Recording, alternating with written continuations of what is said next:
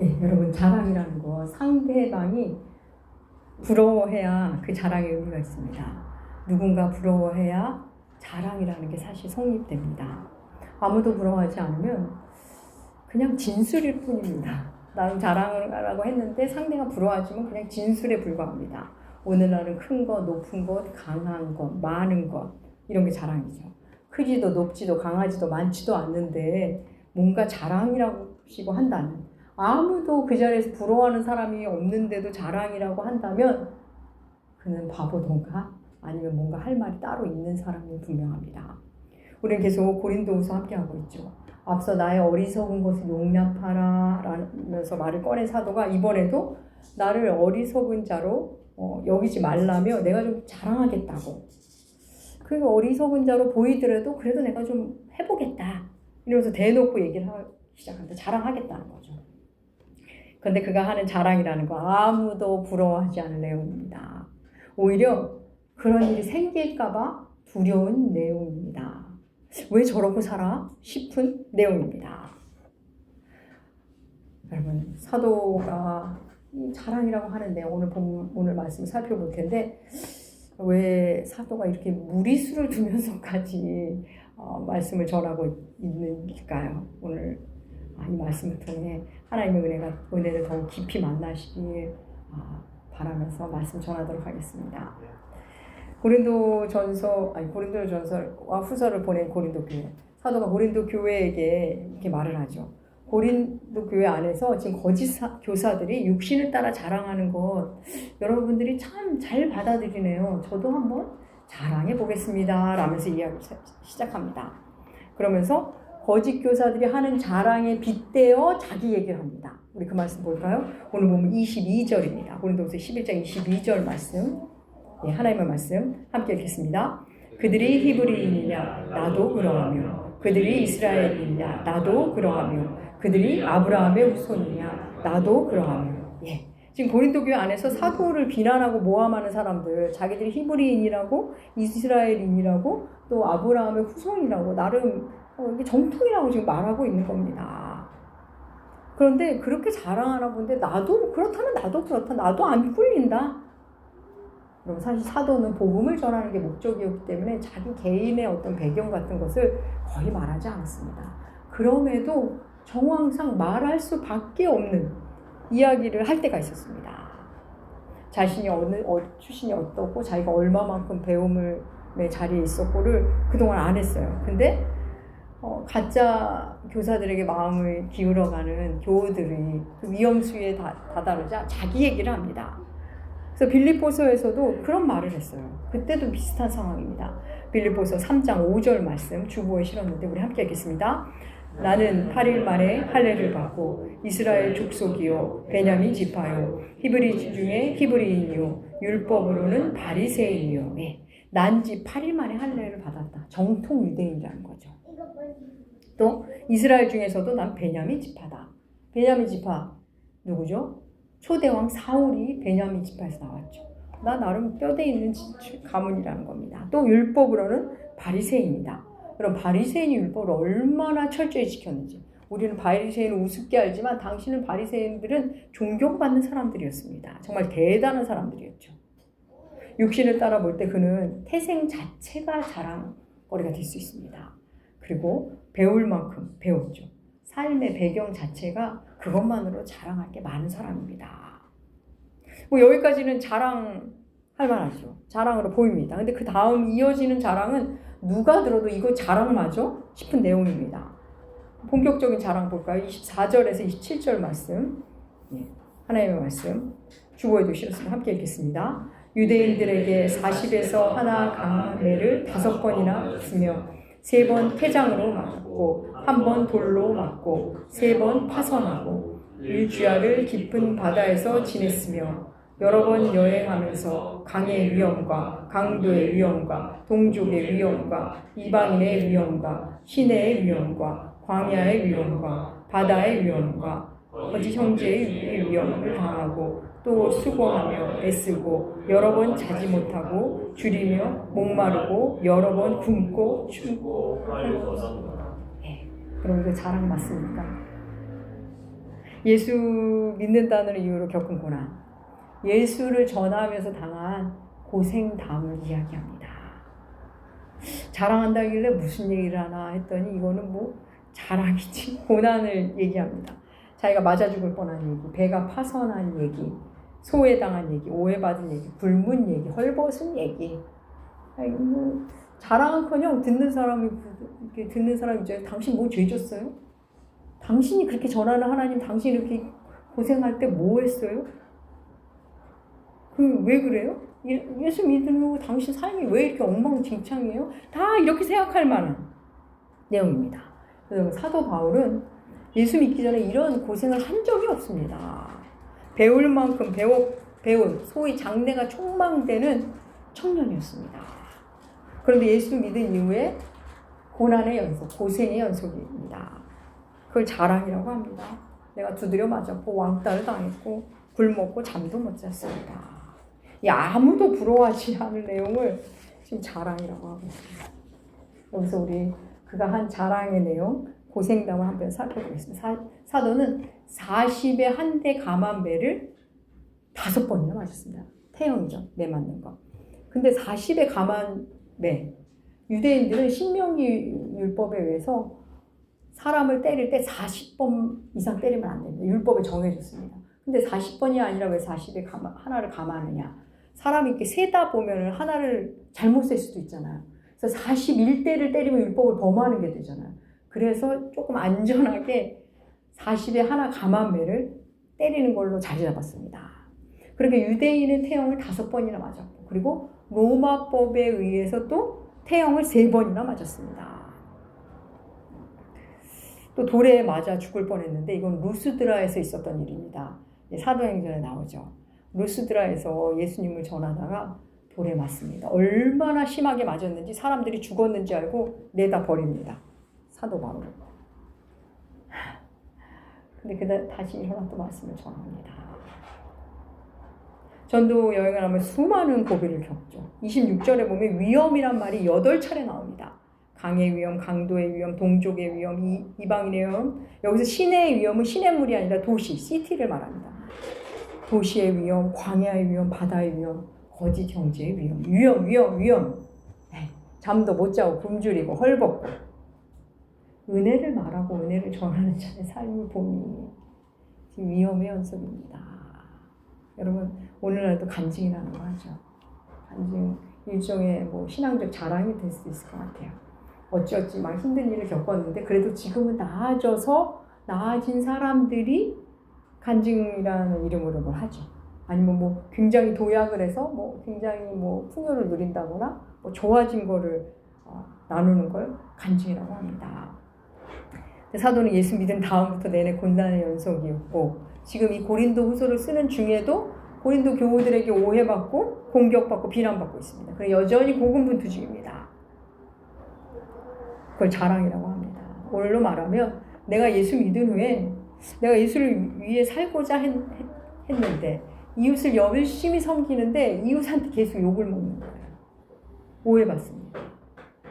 굶기를 밥 먹듯 하고, 교회 안에서도 미움받고 교회 밖에서도 미움받고 고소도 당하고, 또 내가 예수님이 너무 좋아서 교회를 어찌어찌 개척을 했는데 사례비도 적어서 굶기를 밥 먹듯 하고, 교회는 몇 명 없고 있는 교인들도 계속 공격을 하고, 말씀을 전하면 오해받기 일쑤이고 전도하면 욕먹고 내내 미움을 받았습니다. 이 얘기를 하고 있는 겁니다. 오늘의 언어로 바꾼다면. 여러분, 이걸 자랑이라고 하는 것도 그렇지만 사도 바울에게는 왜 이런 일이 계속 끊이지 않고 일어나는 걸까요? 이 가짜 교사들은, 거짓 교사들은 이런 일을 하나도 겪는 것 같지 않은데 왜 위험이 그만을 따라다니는 걸까요? 여러분, 가짜들은 위험을 피해 다닙니다. 부름받은 자들이 아니기 때문에 자기 생각이 힘들면 다 안 해버립니다. 다 피해 다닙니다. 힘들면 안 하고 불편하면 떠납니다. 고난을 받을 기회가 없어요, 가짜들은. 근데 부르심을 받은 자들은 다릅니다. 주님의 부르심에 반응해서 주 앞에 서고 주께서 보내시는 곳을 가니 뭐가 있어도 그냥 다 겪고 닥치는 대로 당합니다. 그냥 가는 거죠. 가짜들은 골라서 다니고 골라서 일을 하지만 진짜들은 그렇지 않습니다. 사도는 자신의 수고와 고생을 이렇게 쭉 늘어뜨린 다음에 이어서 자랑을 또 하나 더합니다. 그 말씀 볼까요? 28절과 29절 말씀 함께 읽겠습니다. 이 외의 일은 고사하고 아직도 날마다 내 속에 눌리는 일이 있으니 곧 모든 교회를 위하여 염려하는 것이다. 누가 약하면 내가 약하지 아니하며 누가 실족하게 되면 내가 애타지 아니하느냐. 그가 그동안 몸으로 겪은 고생은 뭐 제껴놓더라도 아직도 힘든 일이 있는데 그것은 교회를 걱정하는 마음입니다. 이러면서 자랑 끝에 또 다른 색깔이 다른 자랑. 내가 교회를 염려하고 누가 힘들면 같이 힘들어하는 거 아시잖아요. 이렇게 말하고 있는 겁니다. 여러분, 교회를 염려하는 것. 사도는 여러 교회를 세웠죠. 여기저기 순회 선교를 하면서 교회를 세웠습니다. 그리고 그 교회를 떠나서 교회 소식을 들을 때마다 그곳에 누가 실족했다고 할 때마다 늘 마음이 아팠습니다. 마음 졸이고 애타했습니다. 사랑하는 여러분, 교회를 걱정하는 일, 교회를 염려하는 일, 여러분 아무나 하는 게 아닙니다.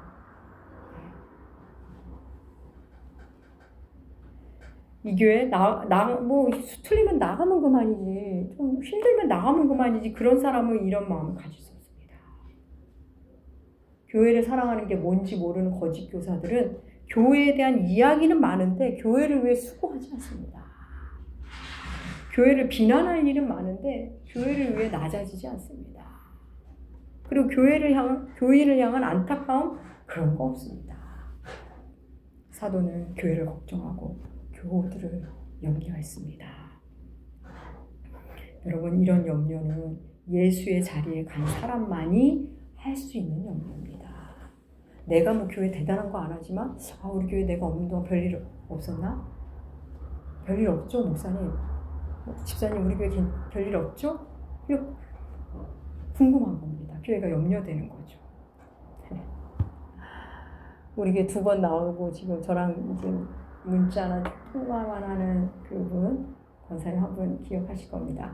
그분이 어제 통화를 잠깐 하면서 저한테 목사님 교회 별일 없죠? 의례적으로 하신 말씀일 수도 있는데 참 귀한 마음이고 저에게는 좀 뭔가 저는 나쁘지 않더라고요. 이분이 뭐 교회를 정해놓고 오래 다니신 것 같진 않은데 아무튼 교회를 염려하는 마음 아무나 갖는 건 아닙니다. 여러분, 사도의 이런 마음, 교회를 염려한다는 것은 교회가 더 커지지 않아서 하는 염려가 아닙니다. 교회에서 추진하는 일이 잘 안 돼서 염려하는 게 아닙니다. 그가 염려하는 것은 교회가 예수와 멀어질까 봐, 교우들이 그리스도와 멀어질까 봐, 그거에 대한 염려입니다. 앞서 사도는 고린도 교회를 향해서 여러분은 다른 예수, 다른 복음, 다른 영을 정해도 아무렇지 않게 잘 용납하는군요 하면서 약간 비아냥조로 들리지만 안타까운 마음을 그렇게 드러냈습니다. 이번에는 교우들이 더 듣기 싫어한 말로, 약간의 은유로 좀 더 리얼하게 말합니다. 우리 20절 한번 읽어볼까요? 11장 20절 함께 읽겠습니다. 누가 너희를 종으로 삼거나 잡아먹거나 빼앗거나 스스로 높이거나 뺨을 칠지라도 너희가 용납하도다. 거짓 교사들, 그들이 여러분 지금 종 삼고 있는 거예요. 지금 여러분 함부로 대하고 얕잡아 보는 거예요. 그것도 모르고 그걸 왜 가만히 있으세요? 이렇게 말하는 겁니다. 그 사도 바울 입장에서 너무 속이 상한 거죠. 그것도 모르는 채 휘둘리면서 그대로 추종하고 있는 겁니다. 여러분, 이 용어를 어떻게 할까 하다 영적 자립이라고 해야 할까요? 여러분, 스스로 하나님 앞에 서지 못하고 스스로 성경을 펴지 못하고, 우리 교회에서 그거 배우는 거잖아요. 스스로 성경 펴라, 스스로 묵상합시다. 그렇게 되기까지 자꾸 뭘 하는 거잖아요. 근데 여러분, 스스로 그게 안 되면 말씀을 모르니까 사람 쫓아다닙니다. 그래서 맨날 사람에서 감탄했다가 사람 때문에 실족하고 사람을 미워하고 그러면서 말씀과 멀어지는 겁니다. 물고기 잡는 법을 배워야 되는데 물고기 한 마리씩 갖다 먹겠다는 겁니다. 그리고 물고기 안 주면 화가 나는 겁니다. 영적 자립이 없습니다, 거기에는. 그런 거 하면 또 자기가 너무 옳아서 배울 마음이 없습니다. 어느 정도 신앙생활 하면 자기가 가르치려고 하죠. 교회 와서 계속 낮아 있게 배워야 하는데 목사를 가르쳐야 되고 권사, 장로를 잘 가르치려고 하죠. 이게 자기라는 우물 속에 갇혀 있는 겁니다. 여러분 주체적 그리스도인이 못 되면 계속 끌려다닙니다. 계속 끌려다니던가 자기 안에 갇혀서 협소하게 살다가 그냥 이 땅을 떠나게 될 겁니다. 여러분 교회 안에 거짓 교사들 신자가 어찌되든 전혀 관심 없는 사람들입니다. 여러분 그거 아셔야 됩니다. 세상 사람들이 추종하고 뭐 인기 있는 목사님들 그들 중에는 교우들에게 관심 없는 분들 관심을 쓰질 못하죠. 네. 교회 안의 거짓 교사들은 그냥 인기에 기대어 사느라 전전긍긍할 뿐입니다. 사랑하는 여러분, 오늘날도 거짓 교사들이 자신들의 학벌을 내세웁니다. 나는 어디까지 공부했고 무슨 학위가 있고 어느 학교 출신이고 주보의 실주, 전도지의 실세입니다. 내가 이런 은사가 있고 내가 어디서 얼만큼 부흥을 시켰고 낮은 자리에 가야 하는데 높은 자리에 가려 하고 자기 이름을 내는 일에 열심입니다. 왜요? 그걸 자랑하는 거죠. 왜 그 자랑이 통할까요? 사람들이 그러면 집중을 하니까. 그러면 사람들이 모이니까. 그렇게 해야 믿어주니까. 그게 강한 거니까. 맞습니다. 세상에선 그게 강한 거 맞습니다. 세상에선 강한 거 자랑하죠. 난 이것도 가졌고 이것도 해냈고 저것도 할 수 있고 자랑합니다. 하지만 여러분 성경을 한 번만이라도 정성껏 읽으면 이 하나님 나라는 그런 나라가 아니라는 걸 압니다. 거짓 교사들은 강함을 자랑하죠. 강한 게 자랑으로 통합니다. 자기를 큰 사람으로 만들어 자화자찬하죠. 그래야 사람들이 따르니까 절대 자신의 약함을 드러내지 않습니다. 그런데 사도는 정반대의 자리에서 자랑을 하죠. 내가 부득불 자랑할진대. 내가 굳이 자랑을 해야 한다면, 부득불 해야 한다면 내 약한 것을 자랑하겠습니다. 이 말이 안 되죠. 약한 걸 자랑하겠다는 겁니다. 그러면서 내가 지금 이렇게 말하는 거 괜히 하는 말이 아닌 거 하나님이 다 아십니다. 하나님을 또 증인으로 내세웁니다. 30절과 31절 말씀 주보해 두시면서 함께 읽겠습니다. 내가 부득불 자랑할진대 내가 약한 것을 자랑하리라. 주 예수의 아버지 영원히 찬송할 하나님이 내가 거짓말 아니한 것을 아시느니라. 약한 걸 자랑한다. 여러분 사도 바울 하면 우리 이미지에 굉장히 강한 사람으로 이렇게 있습니다. 전도 여행도 다니고 이런저런 위험 속에도 끝까지 굴하지 않고 믿음을 지켜내고 끝까지 복음을 전한 사람. 누가 뭐라 해도 다시 복음을 전하고 너무 강한 사람처럼 보입니다. 예수 믿기 전에도 그랬죠. 예수쟁이들을 핍박할 때 얼마나 강하게 스데반을 죽이는 그 자리에 있지 않았습니까? 그게 옳다고 생각하고. 예수 믿기 전이나 예수 믿은 후에도 그는 굉장히 강한 사람으로 보입니다. 그래서 사람들은 사도는 저래도 된다. 그 정도 고생 때문에 뭐 괜찮을 거야. 아무렇지 않을 거야 라고 생각합니다. 그런데 사도는 나는 약한 사람입니다 라고 말합니다. 그리고 자신이 얼마나 약한지를 다시 한번 구체적인 예를 들어서 말하죠. 다메섹에서 자기가 도망한 일을 말합니다. 고린도후서 11장 32절과 33절 말씀 함께 있습니다. 다메섹에서 아레다 왕의 고관이 나를 잡으려고 다메섹 성을 지켰으나 나는 광주리를 타고 들창문으로 성벽을 내려서 그에서 벗어났습니다. 다메섹에서 예수를 전할 때 그 아레다 왕의 고관이 사도 바울을 잡으려고 했습니다. 근데 그때 어떻게 했다고요? 성벽을 내려올 때 광주리를 타고 내려와서 도망한 겁니다. 이 광주리는 위급한 상황에 식량을 오르내리는 그런 광주리입니다. 그러니까 사람이 탈 정도가 되는 거겠죠. 그래서 피신한 얘기를 합니다. 사실 몰래 도망한 얘기하는 겁니다. 사실 굴욕적인 일일 수 있습니다. 정문으로 나가는 걸 피하고 당당하게 어려움을 맞서지 않고 살기 위해 몰래 광주리를 차고 도망했다. 난 그렇게 약한 사람입니다. 이렇게 말하고 있습니다. 지금 자신이 받은 고난을 자랑하고 굴욕적인 일을 한 것을 자랑하고 얼마나 약한지를 자랑하고 여러분 그 일이 자랑일 수 있는 것 예수가 바로 그 길을 가셨기 때문입니다. 고생, 굴욕, 약함 이걸 이렇게 말할 수 있는 것은 그 고생, 그 굴욕, 그 약함이 우리를 예수의 자리로 데려갔기 때문에 내가 그 고생을 하면서 그 굴욕과 수치를 당하면서 그 약함 때문에 예수를 만났기 때문에 이렇게 교회의 자랑으로 말할 수 있는 겁니다. 여러분 생각해 볼까요? 예수님이 이 땅에 오셔서 사람이 되어 오셔서 하신 모든 거 다 고생입니다. 하나님이 오셔서 고생 엄청나게 하고 가신 겁니다. 하나님이 자기 백성 가운데 왔는데 요한복음 1장에 나오죠. 사람들이 알아보지 못합니다. 그럼 예수님 함부로 대하죠. 미쳤다는 소리도 들으셨죠. 바알세불, 똥파리의 왕이라는 뜻이죠. 그런 바알세불이라는 말도 듣고 서기관과 바리새인들 율법을 잘 안다는 하나님의 말씀을 잘 안다는 사람들의 공격받지를 않나. 신성 모독의 인물이라는 소리 듣지 않나. 제자라고 12명 세워놨더니 그중 한 명이 배신을 하지 않나. 수제자라고 하는 사람이 예수님을 모른다고 부인하지 않나. 배신에 조롱에 채찍에 맞으시고 침뱉음을 당하시고 그리고 십자가에서 약하디 약한 모습 아주 무능한 모습으로 아무 정황 없이 죽으셨습니다. 여러분 그 예수를 따른다면 그 예수의 길을 한다면 예수 때문에 고생하는 것 자랑이 되는 거 맞겠죠. 예수를 따른다면서 배신 한번 당한 적 없고 조롱 한번 당한 적이 없다면 나는 예수 믿고 나서 난 늘 힘이 있었어. 난 늘 괜찮았어. 아무도 나한테 함부로 대하지 못해. 나만 보면 다 고개를 숙인다고. 그건 자랑이 되긴 어려울 겁니다. 사랑하는 여러분, 복음을 위해 참아본 적 있다면, 예수님 때문에 굴욕을 당해본 적 있다면 그거 하나님 앞에서 자랑이 될 겁니다.